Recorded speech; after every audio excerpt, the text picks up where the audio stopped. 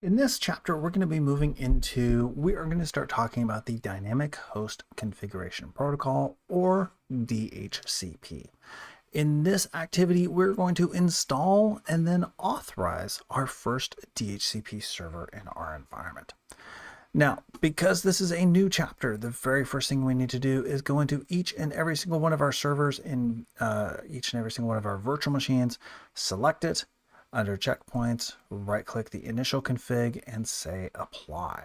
Do that for SA1, Hyper-V, DM2, DM1, and DC1. I've gone ahead and done that, so my machines are good to go.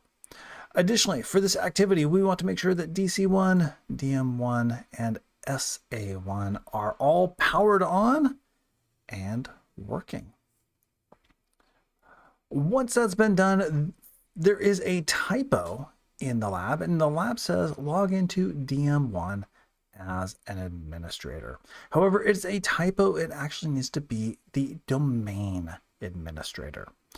Here, when I've logged into DM1 and I open up PowerShell and I see the path that says C users administrator dot AZ800. That's the way I know, or one of the ways that I know that I'm logged in as the domain administrator.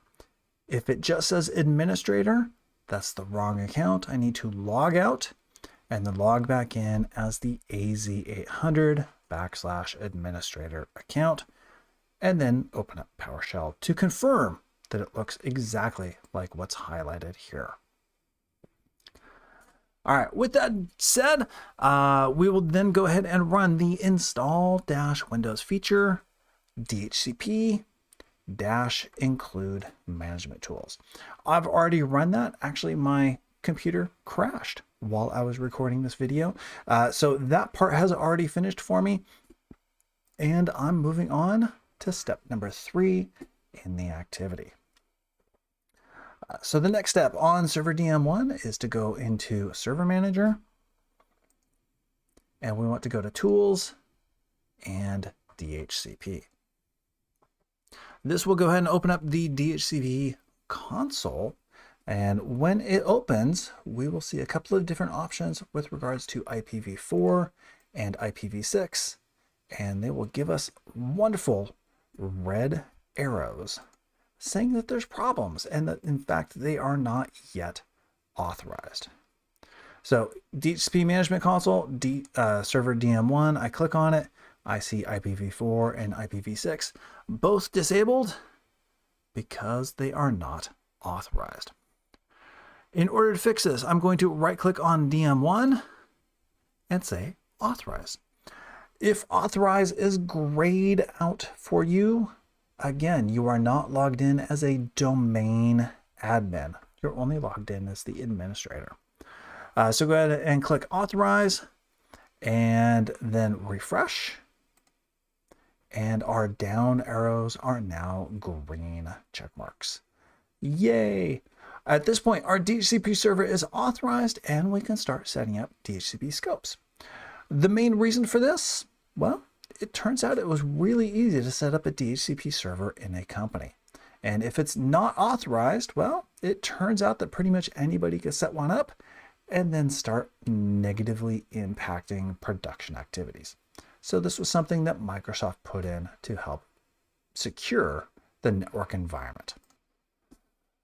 Now that we have our system set up, what I want to do is click on IPv4 and I'm going to right click and say new scope. This opens up the new scope wizard.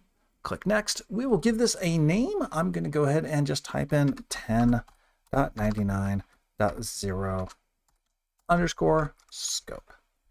Normally something like desktops or third floor would be more appropriate. We'll go with that for now. In the IP address range, we're going to say that we're going to start at 10.99.0.1 and then go through 10.99.0.100. Additionally, we need to change the subnet mask. We can either type in the subnet mask down here, 255.255.255.0, or simply change the length to 24, which then changes the mask for us.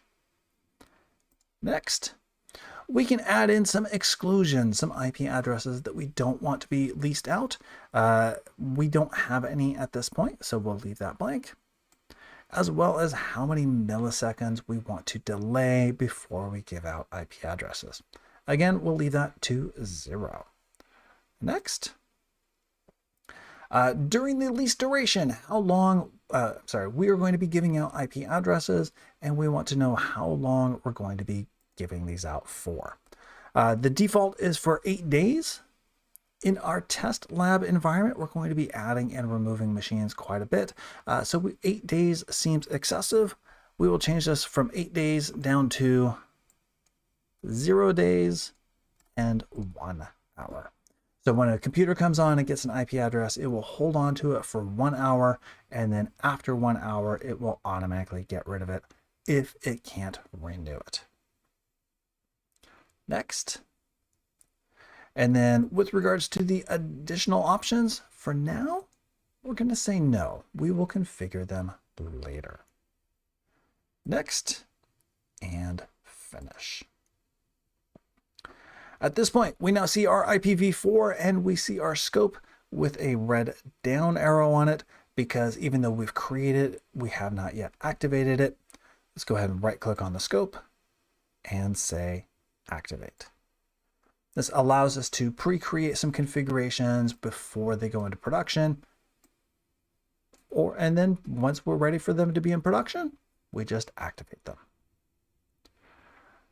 All right. At this point, now we can go on to SA1 and tell it to get an IP address from DHCP. So here I have server SA1, and yes, we could do this, all this configuration through editing the network adapter. However, we're going to do this through PowerShell. So let's open up PowerShell.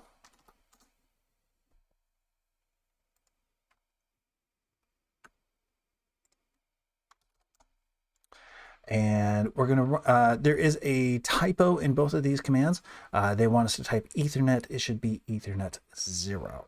We're going to do a set-net IP interface. Wait for tab complete. There we go. Dash interface alias. Not index, alias. Ethernet 0 as opposed to Ethernet, and we want this to be DHCP enable. So we're saying set the IP address via DHCP. Forget the IPs we've already specified, get it via DHCP. Next, set -DNS client server address dash interface alias Ethernet 0. And then reset server address. Because we told the machine to get its IP address from DHCP, we then say clear out what's in our DNS server and make sure we get that from DHCP as well. At this point, if we do an ipconfig /all, we should see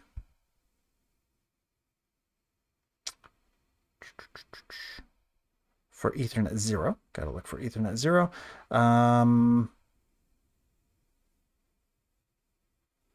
DHCP server.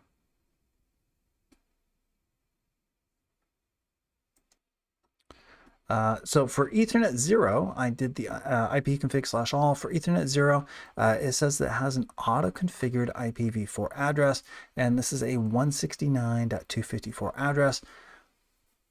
Which means it tried to get DHCP, but didn't quite work yet. I'm going to up arrow. Let's check that one more time.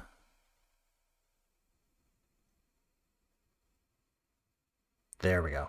IPv4 address 10.99.0.1. Remember, we configured DM1 to have 0.1 through 0.100, and so we got the very first IP address.